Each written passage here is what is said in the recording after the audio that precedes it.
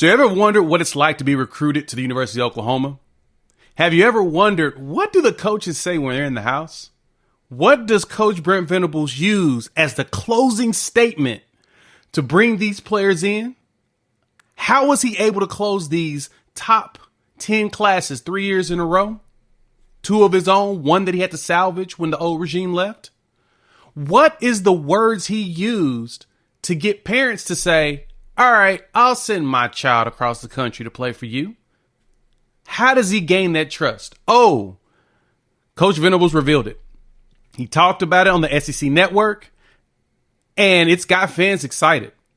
So I thought y'all wanted to hear it, because I know that not everybody's on social media. Not everybody's watching the SEC network. So we're going to play Coach Venables' message, what he uses, his tactics in the recruiting field, just so you can get just as excited as everybody else is on social media. But before we do that, welcome to Unfair Sports. I'm your host, Jay. Thank y'all for pulling up to the channel. Y'all know what it is. Make sure y'all hop in the comments. Let me know how y'all feel about this message when Coach Venables tells you what he does. I'm going to play the entire 2 minutes because y'all deserve to hear all of it. What he does to close recruits to coming to Oklahoma. Let's go ahead and listen to it. We're spending all day today talking about these incoming classes, but Roman likes to be pitched as a recruit. He likes to go back and live the old glory days. So as you are sitting in these high school athletes' living room, give us a little sample of what the pitch to come to Oklahoma sounds like from you. Well, for me, I grew up in dysfunction, a very messy childhood, a single parent home, and so a locker room for me, and I've been a part of a collegiate locker room as a player and a coach for almost 30 years. And so for me, I want to create the same environment, for our players that it was for me. It was family. It was stable. There was some continuity and stability when I needed it. It was a place that affirmed me as a young person and created belief in me more than I could believe in myself. The first time I heard a man say "I love you" was from a coach. And so I get it. I think a coach's responsibility, probably the greatest responsibility of a coach is the development of young men. And for me, that all the enrichment that I've had in my life, a majority of it has come from a locker room and relationships with coaches. And, again, you're looking at somebody that didn't quite have vision for what I wanted the rest of my life to look like.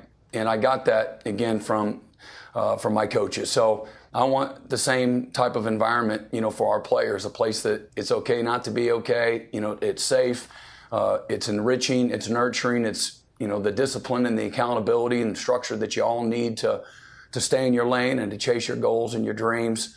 But at the same time, to create, an amazing experience for these guys, life-changing experience, in a place where, again, you can get your degree, become a strong man, have a chance to have a wonderful college experience. Holistic development, mind, body, and spirit on and off the field are incredibly important. And these guys can't play the game forever. And so, again, to be able to have the proper perspective and balance that these young guys need so that they can live a functional life that, again, has influence and impact and a chance to chase all of their dreams and discover their other passions beyond the game. So I know we got to break that down, right? Did that just make you want to run through a wall?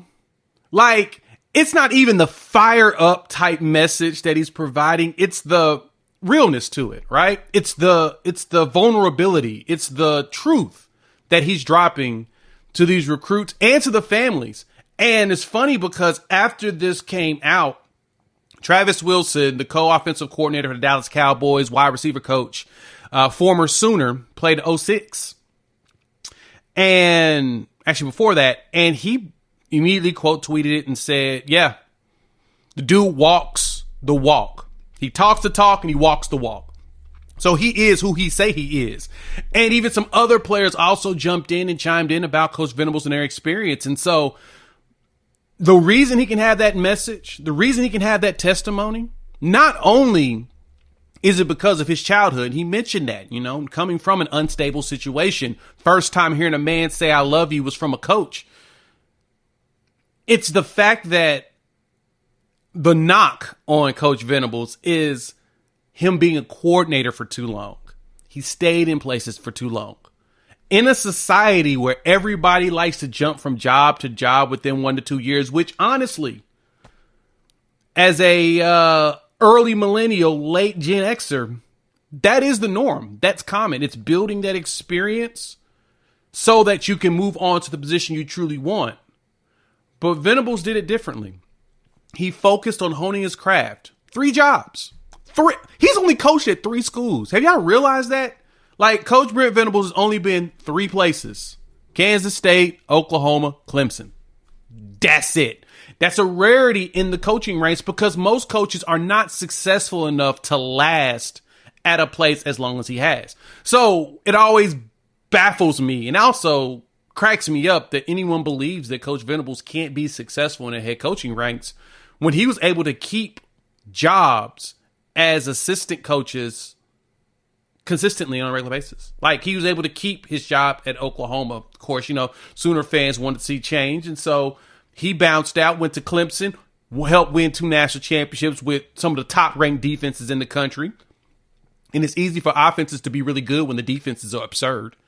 Now he's back and he's leading this team to gradually grow into a tier 1 defense. And so that there should tell you the experience he's providing. And so I don't need to lecture y'all too much and give y'all the whole spiel on why Brent Venables, but I wanted y'all to hear that message because there's so many players in the NIL era. This is today's era. You have to understand it's not going to change. It ain't going to get better. Ain't going to be no regulation. It shouldn't be. Free market capitalism should do its free market capitalism thing. But in this era, you have to find the place where your influence as a coach matches up with how you want these players and what players you want to come in. Oklahoma plays the NIL game, but they don't play the NIL bag, right? There's a difference. A lot of people don't get that. We focus on the guys that want to be here. We pay them handsomely for it. We get them great deals.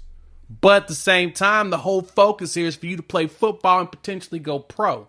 So they built a holistic look, and Venables gave you a reveal of what he does in the home. He sits there and he's real with them.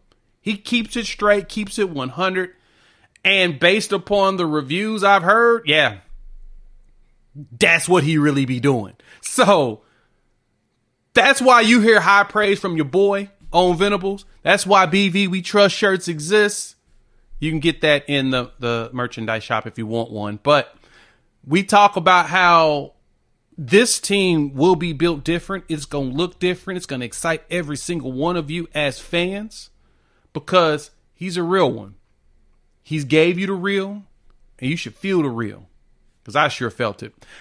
Hop in the comments. Let me know. How'd y'all feel about that message? What's your thoughts? Did Coach Brent Venables resonate with you? You ready to run through a wall? You ready to send your kids to Oklahoma? I hope so. If you made this far, you like the content, hit the like button. If you're new to the channel, subscribe. Love for y'all to join this family of college football fans. Talk a lot of OU football, but a lot of college football in general, and we have a blast doing it. Early signing day was great. Excitement for me. I don't know about everybody else. Feel bad. We'll talk more about that a little bit later, but we've got some videos on this class that y'all got to check out. We'll talk soon. Peace.